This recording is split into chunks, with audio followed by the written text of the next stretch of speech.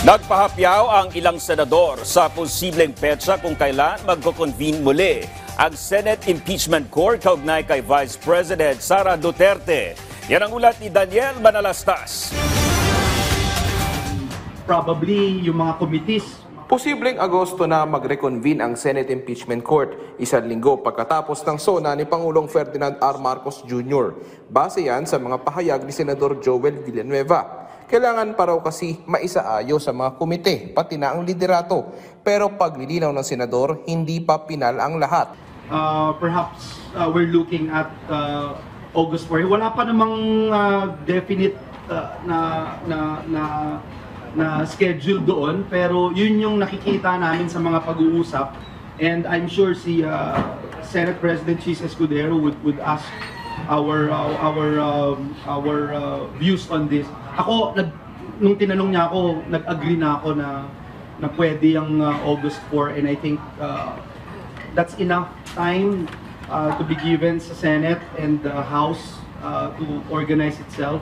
Sinagot din ni Villanueva ang naging pahayag ni Senador Panfilo Lacson na ang may trabaho ng pagmomosyon ay ang depensa at ang prosekusyon. Matatanda ang minsan nagmosyon si Senador Bato de la Rosa na nagalayong ipabasura ang impeachment.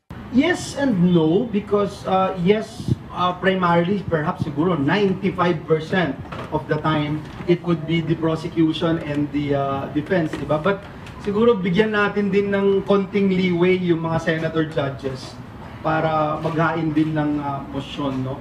But tama po, and I subscribe to the idea na most of the time, if not all the time, ang pakikinggan mo yung prosecution at defense. Nang tanungin naman si Senador Tito Soto kung kailangan muna mag-caucus sa July 28 o sa July 29, ang sagot ng senador, sa mga maselang sitwasyon tulad ng impeachment, baka raw mas mabuti na hindi magkaalaman na mga kaisipan ng mga senador. Maigi raw alam ng publiko para bistado umano ang agenda ng bawat isa. Nang tanungin din si Soto sa ideal na senaryo tungkol sa impeachment kung convene at trial agad, ang sagot niya, ito raw ang sinasabi ng konstitusyon. Hindi naman daw maaabala ang trabaho sa lehislatura kung magko-convene ang impeachment court.